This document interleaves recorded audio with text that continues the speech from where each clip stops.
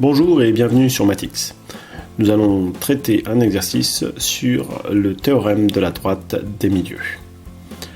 L'exercice suivant nous demande de calculer la longueur LK. Avant toute chose, nous allons rappeler les trois théorèmes de ce chapitre. Le premier théorème, dit le théorème de la droite des milieux, est le suivant. Dans un triangle, si une droite passe par les milieux de deux côtés, alors elle est parallèle au troisième côté.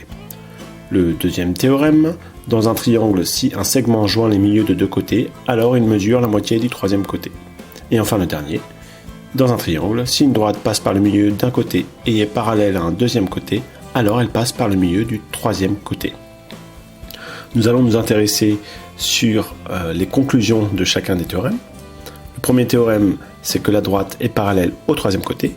Le second théorème, il mesure la moitié du troisième côté en parlant du segment des milieux. Et enfin, elle passe par le milieu du troisième côté en parlant de la droite qui traverse le triangle. Ici, on nous demande de calculer la longueur LK, celle du triangle joignant le milieu de deux côtés. Nous allons donc utiliser le second théorème. On pourra vérifier aussi que les conditions du théorème sont bien respectées. Nous savons bien que K est le milieu de IH et que L est le milieu de IJ.